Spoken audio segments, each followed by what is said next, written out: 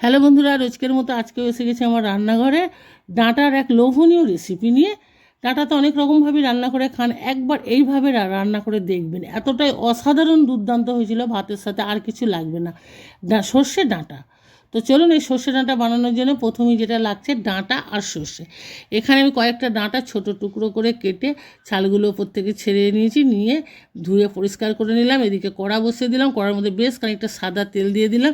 তেলটা হালকা গরম হয়ে যেতে ডাঁটাগুলো দিয়ে আমি পিট উপিট করে মিডিয়াম আঁচে ভেজে নেব। ডাঁটাগুলো বেশ একটু সোনালি সোনালি হয়েছে, দেখুন সব কটা ডাঁটা কিন্তু হয়নি, কিছু কিছু ডাঁটার মধ্যে রং ধরে গেছে নুন হলুদ ছাড়া।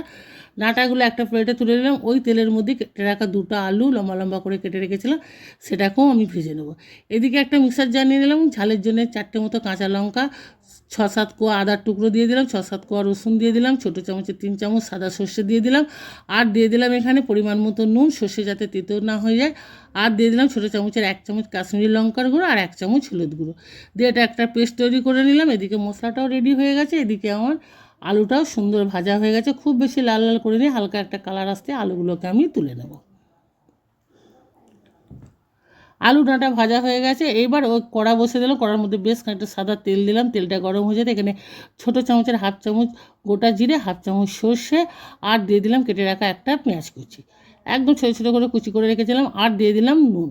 নুনটা দেওয়ার সময় খেয়াল করতে হবে, মশলাতে একটু নুন দেওয়া ছিল তাই পরিমাণ করে দিয়ে দিলাম। দিয়ে কষাতে কষাতে যখন পেঁয়াজের কালারটা একটু চেঞ্জ হয়ে যাবে, এবার এখানে দিয়ে দিলাম বেটে রাখা মশলাটা দিয়ে ওই বাটিটা দিয়ে বেশ খানিকটা পানি দিয়ে দিলাম। ওই পানিতেই আমি মশলাটাকে কষাতে থাকবো। কষাতে কষাতে যখন একদম মশলাটা গাঢ় গাঢ় হয়ে আসবে, এখানে দিয়ে দিলাম কেটে রাখা একটা টমেটো কুচি দিয়ে আবারও কষাতে থাকবো। টমেটোটা যতক্ষণ না নরম হচ্ছে, টমেটো নরম হয়ে ওপর থেকে তেল তেল ছেড়ে দিয়েছে, এখানে প্রায় দু কাপের ওপরে পানি দিয়ে দিলাম।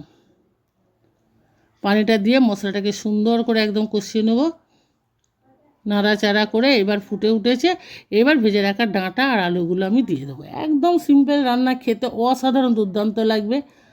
অবশ্যই একবার ট্রাই করবেন এইভাবে সর্ষে ডাঁটা আলু দিয়ে ভালো করে নাড়াচাড়া করে একদম মশলার সাথে মিক্স করে এবার ঢাকনা দিয়ে ঢাকা দিয়ে 8 থেকে 9 মিনিট রান্না করব মিডিয়াম আছে।